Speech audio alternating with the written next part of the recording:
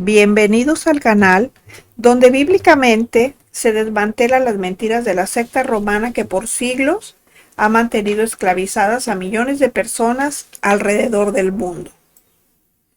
Seguimos desmantelando las falsas doctrinas utilizadas como fuente de ganancia que practica la Iglesia Católica. Hoy hablaremos de hombres comunes canonizados por el catolicismo.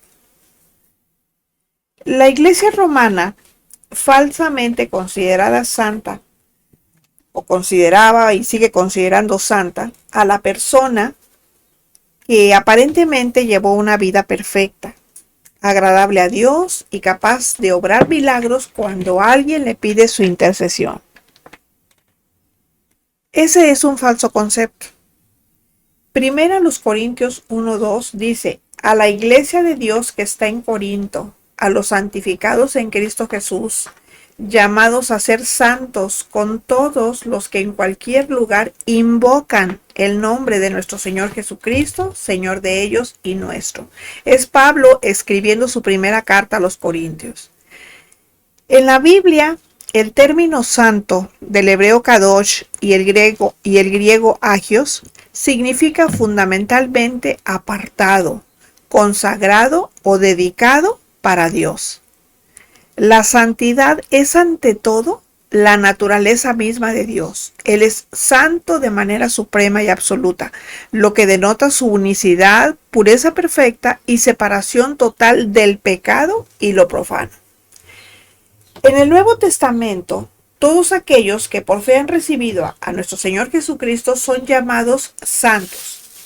Esta condición no se basa en logros personales, sino en su posición ante Dios mediante la obra de Cristo, quien los aparta para su reino.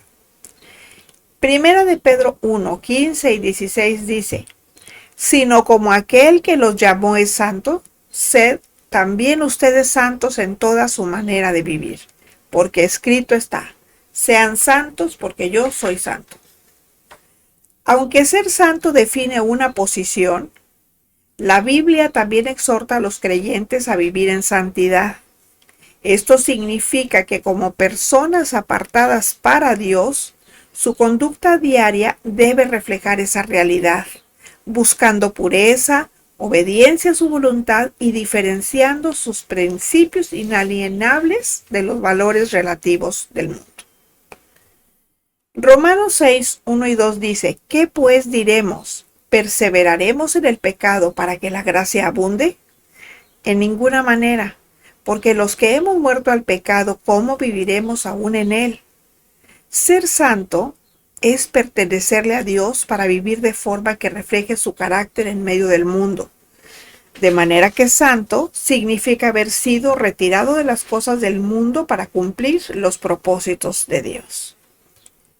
Mateo 5:48 dice: sed pues ustedes perfectos como su Padre que está en los cielos es perfecto. Así que ya vimos que la Biblia enseña que todo cristiano es santo y que perfecto solo nuestro Dios, quien nos pide que aparte de ser santos seamos perfectos como Él y reflejemos su naturaleza, ya que todo lo que Él hace se considera perfecto, justo y recto.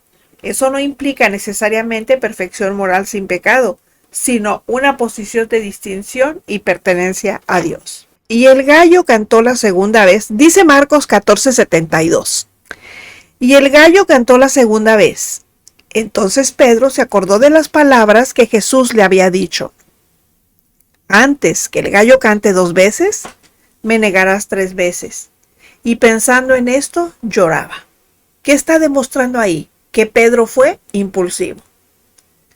Juan 18:10 dice: entonces Simón Pedro, que tenía una espada, la desenvainó e hirió al servicio del sumo sacerdote y le cortó la oreja derecha, y el siervo se llamaba Malco. ¿Qué más? Que Pedro andaba con hipocresía. Gálatas 2:12 dice: pues antes que viniesen algunos de parte de Jacobo, comía con los gentiles. Pero después que vinieron, se retraía y se apartaba porque tenía miedo de los de la circuncisión. ¿Qué nos están mostrando estos pasajes? La imperfección del hombre. Y aquí vemos a Pedro, quien después de hacerse cristiano por la fe en Jesucristo, lo niega 3 veces. Ahora, ¿dejó de ser santo por eso? No. El cristiano, si cae en pecado después de conocer a Cristo como su Salvador personal, ¿deja de ser santo? De ninguna manera. Pero el que después de hacerse cristiano cae en pecado, si lo confiesa directamente a Dios, puede volver a la paz con Él sin perder su salvación. Porque primera de Juan 1, del 5 al 9 nos enseña, dice, si confesamos nuestros pecados, Él es fiel y justo para perdonar nuestros pecados y limpiarnos de toda maldad. Y primera de Juan 2:1 nos dice, hijitos, estas cosas les escribo para que no pequen.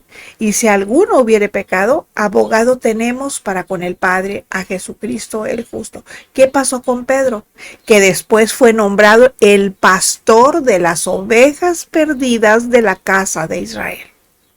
Él siguió siendo apartado para Dios. ¿Por qué? Pues porque se arrepintió y después reconoció al Señor. ¿Qué respondió él cuando dijo, ¿qué dicen ustedes que soy yo? ¿Y qué dijo Pedro? Tú eres el Cristo, el Hijo del Dios viviente. ¿Y quién se lo reveló? Pues el Espíritu Santo, y el mismo Señor lo dice. Eclesiastés 9:5 dice, porque los que viven saben que han de morir, pero los muertos nada saben, ni tienen más paga porque su memoria es puesta en olvido. Salomón usa esta reflexión para motivar a la vida al máximo, disfrutando y honrando a Dios mientras hay tiempo. La conciencia de la propia mortalidad es una característica de la vida. Y a diferencia de los animales, el ser humano es consciente de que tiene un tiempo limitado. Los muertos nada saben. La actividad cerebral, las emociones, pensamientos, planes y conciencia de la realidad terrenal cesan por completo con la muerte. Aunque déjenme decirle que muchos no lo saben, porque viven como si jamás fueran a morir. Pero los muertos ya no pueden disfrutar de los frutos de su trabajo, ni de las relaciones en esta vida. Y con el paso del tiempo, el recuerdo de la persona desaparece. Salomón utiliza el mismo tono para enfatizar que la vida es breve. Y aunque frecuentemente parece vanidad porque es efímera también. Por lo tanto, el mensaje no es de desesperanza. Es una invitación a valorar el presente, disfrutar con la familia y servir a Dios antes de que la muerte llegue, porque la muerte pone punto final a todas las actividades debajo del sol. Con todo y esto, y por muy santos o cristianos que hayan sido, no pueden intervenir ni enterarse de lo que pasa aquí abajo. Primera los Corintios 13:12 dice, ahora vemos por espejo, oscuramente, mas entonces veremos cara a cara. Ahora conozco en parte, pero entonces conocí como fui conocido. Y primera los Corintios 15:52 al 55 nos dice, en un momento, en un abrir y cerrar de ojos, a la final trompeta, porque se tocará la trompeta y los muertos serán resucitados incorruptibles, y nosotros seremos transformados, porque es necesario que esto corruptible se vista de incorrupción, y esto mortal se vista de inmortalidad. Y cuando esto corruptible se haya vestido de incorrupción y esto mortal se haya vestido de inmortalidad, entonces se cumplirá la palabra que está escrita. Sorbida es la muerte en victoria. ¿Dónde está, oh muerte, tu aguijón? ¿Dónde, oh sepulcro, tu victoria? ¿Qué significa esto? Que solamente tendrán un conocimiento completo cuando sus cuerpos hayan sido transformados en la futura resurrección. La enseñanza bíblica es que Jesucristo y nadie más es el único mediador entre Dios y los hombres. Dice Deuteronomio 18:9 al 12, dice, cuando entres a la tierra que Jehová tu Dios te da, no aprenderás a hacer según las abominaciones de aquellas naciones. No se ha hallado en ti quien haga pasar a su hijo o a su hija por el fuego, ni quien practique adivinación, ni agorero, ni sortílego, ni hechicero, ni encantador, ni adivino, ni mago, ni quien consulte a los muertos, porque es abominación para con Jehová cualquiera que hace estas cosas. Y por estas abominaciones Jehová tu Dios echa estas naciones de delante de ti. Así que es en vano invocar a santos o vírgenes que según el catolicismo están en la presencia de Dios. Pero lo más importante es porque la Biblia claramente prohíbe invocar a los muertos. Según a los Corintios 11:14 enseña, no es maravilla, porque el mismo Satanás se disfraza como ángel de luz. La Biblia dice que si invocamos a alguna persona muerta y obtenemos respuesta, hay que tener la seguridad que ni es la persona invocada de Dios, sino Satanás quien es capaz de transformarse en ángel de luz para engañar. Juan 16:23 enseña que en aquel día no me preguntaréis nada. De cierto os digo que todo cuando pidierais al Padre en mi nombre, os lo dará. Es el Señor Jesucristo hablando. En lo que se refiere a hacer milagros, dice el texto que solamente Dios a través de Cristo obra los milagros. Y para obtenerlos, los cristianos no invocan a santos muertos, sino al Dios vivo y a través de Cristo, único mediador. Segunda a Tesalonicenses 2, 9b al 12 dice, por obra de Satanás, con gran poder y señales y prodigios mentirosos, y con todo engaño de iniquidad para los que se pierden, por cuanto no recibieron el amor de la verdad para ser salvos, por esto Dios les envía un poder engañoso para que crean la mentira, a fin de que sean condenados todos los que no creyeron a la verdad, sino que se complacieron en la injusticia. Cualquier, entre comillas, milagro obtenido invocando a santos o vírgenes no es milagro, es señal o prodigio mentiroso de Satanás para que la gente crea la mentira y se pierda. Entonces tenemos que los santos son todos aquellos que han sido apartados por haber creído en nuestro Señor Jesucristo. En cambio, y esos están desde que el Señor Jesucristo estaba sobre la tierra, porque hubo muchos que lo siguieron. Ahora están los santos del catolicismo que aparecieron en el siglo IV.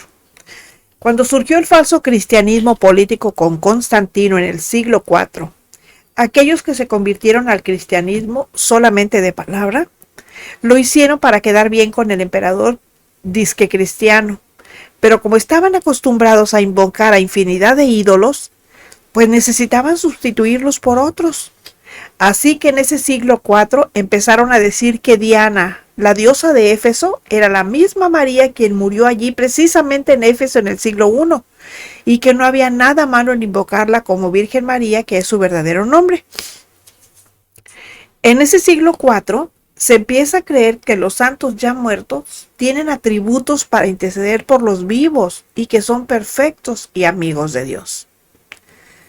Con el tiempo, ya en el catolicismo romano, después del año 607 en el que nació, se empezaron a agregar a la lista de santos nombres de personas muertas, producto de la fantasía, y posteriormente nombres de personas que llevaron una vida deshonesta, pero que su única virtud fue haber sido papas o tener buenas relaciones con el papado. Algunos ejemplos como Zacarías, que engañó a Carlomán con una falsa carta de la Virgen, o León III, que creó el Sacro Imperio Romano con Carlomagno, o Santo Domingo, quien en la Edad Media persiguió y mandó quemar en la hoguera a los cristianos evangélicos, a los que él mismo, en su desconocimiento del verdadero cristianismo, llama herejes. En 1968, el Papa Paulo VI quitó más de 200 nombres de la larguísima e interminable lista de difuntos a quienes los católicos consideraban santos. Y como ya hemos mencionado, los santos son usados con fines mercantiles. Es imposible elaborar una lista de santos porque solo Dios conoce el corazón de las personas y ninguna persona muerta, por santa que se considere, puede ser mediador entre Dios y los hombres. Los santos con apariencia de cristianos que tiene el catolicismo romano siguen practicando el politeísmo, adorando ídolos que han sido elevados a los altares por la secta mayoritaria que da a personas vivas o muertas el carácter de perfecta, héroe o mártir, atrayendo a multitudes de paganos idólatras que militan dentro de las filas del falso cristianismo llamado catolicismo romano, que define como canonización a una declaración hecha por el Papa acerca de una persona diciendo que es santa. Pero una persona no es ni será santa por la simple declaración de un hombre imperfecto como es el Papa. La Biblia enseña en 1 de Juan 1:6 que si decimos que tenemos comunión con Él y andamos en tinieblas, mentimos y no practicamos la verdad. Y 1 de Juan 2:2 dice, y Él es la propiciación por nuestros pecados, y no solamente por los nuestros, sino también por los de todo el mundo. Juan 1:29. El siguiente día vio Juan a Jesús que venía a él y dijo, he aquí el Cordero de Dios que quita el pecado del mundo.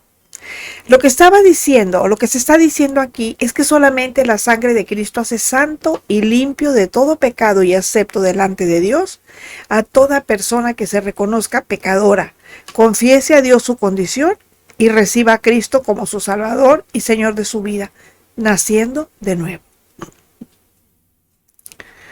Esa nueva criatura ya es santa a través del nuevo nacimiento y empieza a producir frutos espontáneos que demuestran su nueva calidad humana. Ya no se esfuerza en hacer obras que a nada le conducen. Según a los Corintios 5:17 dice, de modo que si alguno está en Cristo, nueva criatura es. Las cosas viejas pasaron, y aquí todas son hechas nuevas. Es decir, la persona ha cambiado su vida completamente, radicalmente, y ahora se dedica a servir al Señor. Juan 1:11, mas a todos los que le recibieron, a los que creen en su nombre, les dio potestad de ser hechos hijos de Dios. Porque hay una falsa creencia que se piensa de que todos son hijos de Dios. Pero eso es una mentira.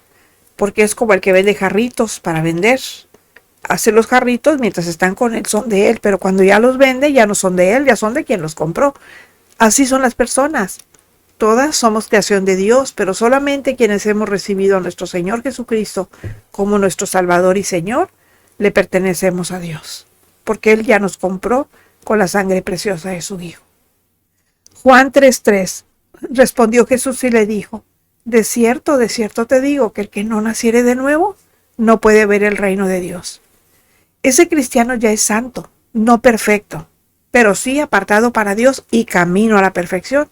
Es como quienes aparecen en la Biblia, cayendo de cuando en cuando y negando a Cristo con sus hechos. Pero igual que Pedro, sufren y les duele cuando fallan, pero saben que al confesar a Dios su pecado, vuelven a la paz con Él.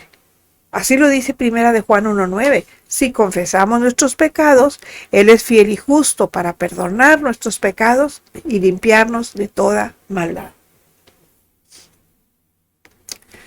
Romanos 8:38 y 39. Por lo cual estoy seguro de que ni la muerte, ni la vida, ni ángeles, ni principados, ni potestades, ni lo presente, ni lo porvenir, ni lo alto, ni lo profundo, ni ninguna otra cosa creada nos podrá separar del amor de Dios, que es en Cristo Jesús, Señor nuestro. El cristiano, hijo de Dios, es santo y ya no puede ser separado del amor de Dios porque va camino a la perfección. Ya tiene la salvación, herencia de Dios para sus hijos. Hebreos 10:10 nos dice, en esa voluntad somos santificados mediante la ofrenda del cuerpo de Jesucristo hecha una vez para siempre. La santidad como hijo de Dios no la dan las palabras, no la dan las obras de hombre alguno, mucho menos los falsos sacramentos. La da el ser lavados por la sangre de Cristo. Más del 90% de los falsos santos de Roma no recibieron a Cristo como su único y suficiente Salvador personal.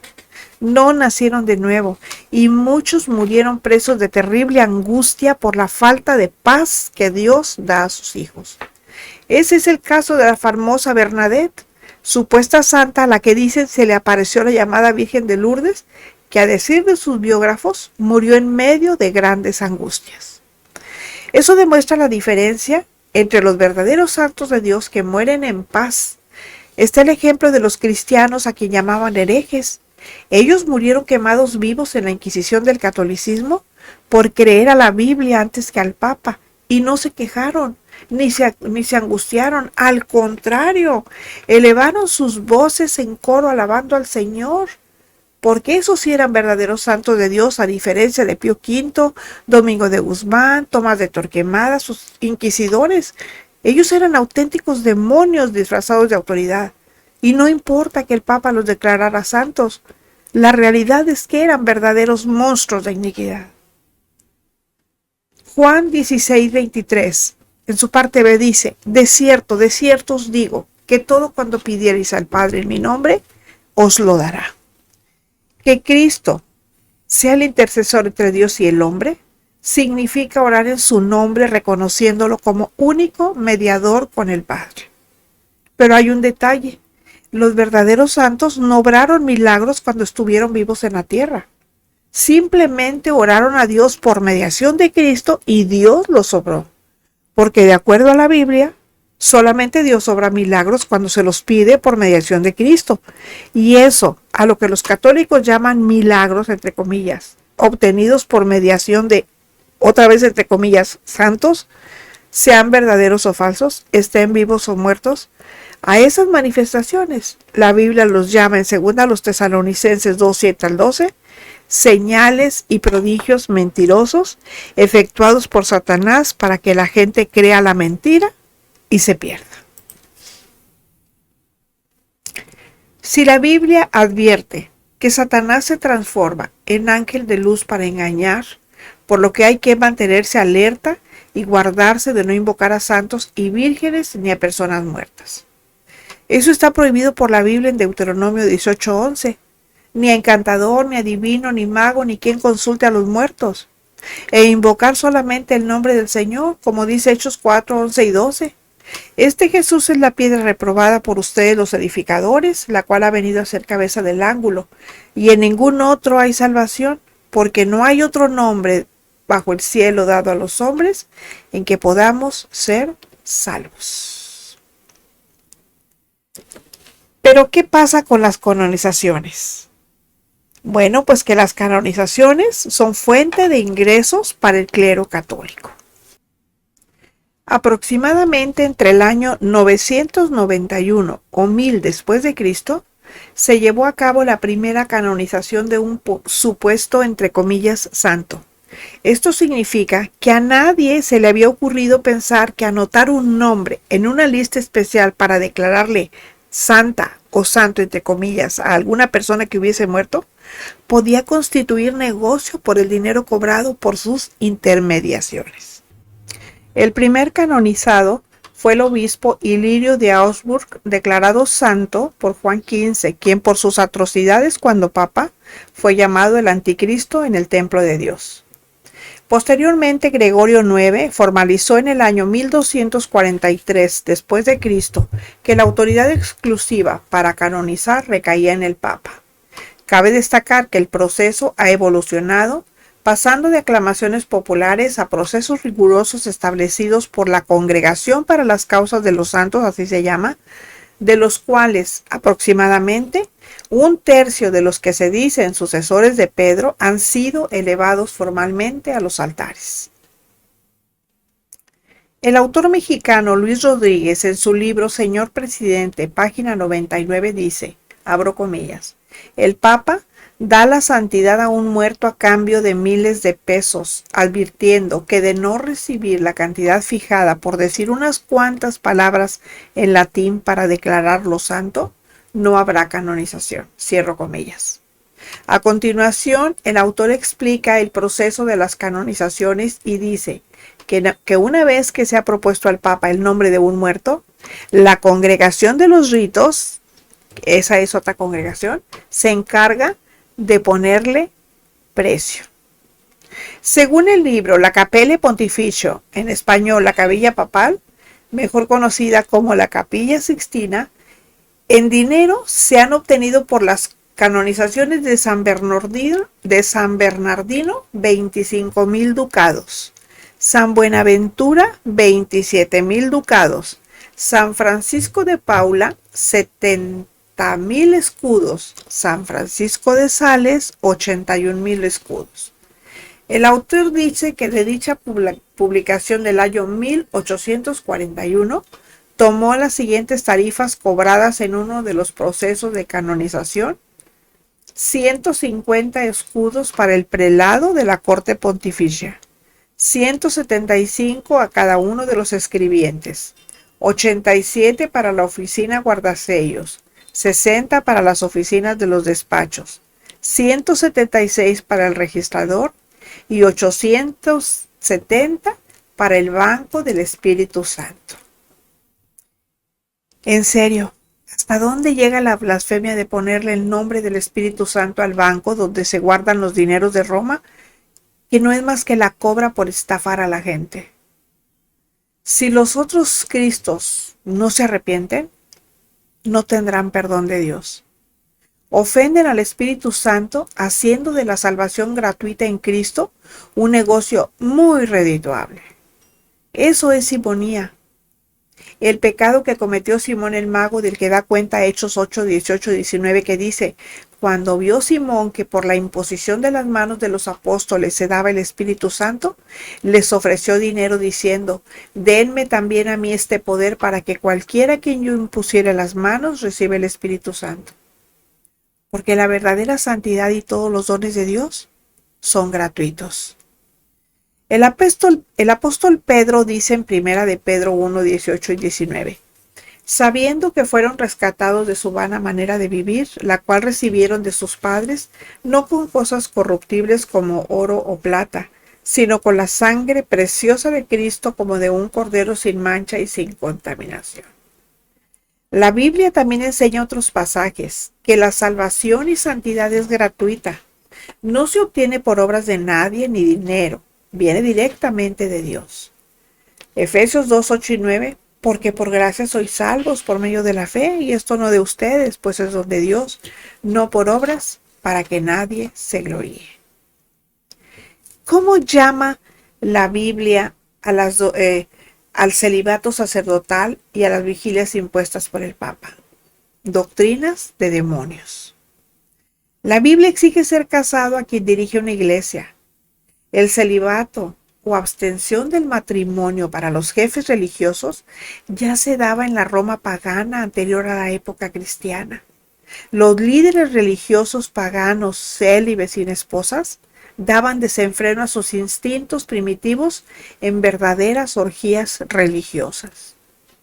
Esto, el celibato sacerdotal y las vigilias impuestas, también son una doctrina de demonios. Samuel Vila, autor del libro A las fuentes del cristianismo, página 136, dice que el celibato se introdujo poco a poco en la Iglesia Católica Romana como una práctica pagana. Y es evidente que el pueblo romano que entró al falso cristianismo católico estaba acostumbrado a considerar el celibato como requisito para ser líder religioso, sintiendo respeto por los obispos que eran políticos y que voluntariamente a fuerza se abstenían del matrimonio. Pero ¿saben de qué no se abstenían? De dar rienda suelta a sus pasiones, a sus placeres, sin percatarse del peligro que corrían. Porque como no tenían los escapes que la naturaleza les exigía, a oscuritas tenían orgías religiosas. Vivían una vida de disipación donde daban rienda suelta a sus desenfrenos carnales con total libertinaje. Por ello la Biblia manda que quien dirija una iglesia sea casado. 1 Timoteo 3, 2 al 5 dice: es necesario, fíjense, hasta lo llama necesario, que el obispo sea irreprensible, marido de una sola mujer. Eso significa que tiene que ser casado, que tiene que ser sobrio, prudente, decoroso, hospedador, apto para enseñar, no dado al vino, no pendenciero, no codicioso de ganancias deshonestas, sino amable, apacible, no avaro, que gobierne bien su casa, que tenga a sus hijos en sujeción con toda honestidad. Pues el que no sabe gobernar su propia casa, ¿cómo cuidará de la iglesia de Dios? El ejemplo lo tenemos en Pedro, quien dirigía la iglesia de Babilonia del Éufrates en la antigua Mesopotamia, y de quien dice Mateo 8:14. Dice: vino Jesús a casa de Pedro y vio a la suegra de éste postrada en cama con fiebre. Aquí Pedro aparece como casado. Es obvio que aunque la Biblia no lo menciona directamente, el hecho de tener suegra implica que era un hombre casado. Primero los Corintios 9:5 dice, no tenemos derecho de traer con nosotros una hermana por mujer como también los otros apóstoles y los hermanos del Señor y Cefas. Es Pablo claramente quien dice que entre los derechos de un apóstol está el ser acompañado de una mujer cristiana, obviamente, que sea su esposa, o sea, tal como lo hacían Pedro o Cefas, como también se le conocía a Pedro. Y primera de Pedro 5:13 dice, la iglesia que está elegida juntamente con vosotros y Marcos, mi hijo, os saludan. Pedro llevó consigo a su esposa hasta Babilonia en el Éufrates. Allí él pastoreaba una iglesia. Ya leímos en primera de Timoteo 3:2-5 cómo Pablo aconseja que uno de los requisitos indispensables, porque habla de necesidad, para quien quiera tener un cargo en la iglesia, es que sea casado, que sea marido de una sola mujer. Primera los Corintios 7:2 dice, pero a causa de las fornicaciones, cada uno tenga su propia mujer y cada una tenga su propio marido. Por ello no solamente Pedro, sino todos los obispos realmente cristianos hasta el día de hoy han seguido el mandato bíblico de ser casados. No obstante, aún después de que surgió el cristianismo político en el siglo IV y cuando nació el catolicismo romano en el siglo VII, entre los obispos políticos se desconocía el celibato hasta que apareció entre los, hablo entre comillas, cristianos obispos católicos romanos en el siglo XI. De esto dan cuenta los llamados padres de la Iglesia, especialmente el historiador Eusebio y también los historiadores posteriores a él. Y cuando hablo de padres no me refiero a los ensotanados, me estoy refiriendo a los primeros cristianos, a los historiadores del cristianismo primitivo. Cuando Gregorio I, el obispo político de Roma, en el año 590 después de Cristo, creó el clero compuesto por los obispos políticos conocidos como clero secular, eran casados y siguieron así hasta el siglo XI en que se inventó el diabólico celibato. Aunque el celibato ya se había establecido oficialmente, no fue sino hasta el siglo XVI que la historia cuenta de papas casados para quienes la medida no estuvo exenta de resistencias. Pero hay pruebas fehacientes de que antes de 1074 después de Cristo, el clero católico era casado. Muchos clérigos como Alejandro VI y Rodrigo Borja, padre de los hermanos, por lo menos 5 hermanos, entre ellos los tristemente César y Lucrecia Borgia, siguieron conviviendo con sus esposas y otros que mantuvieron concubinas.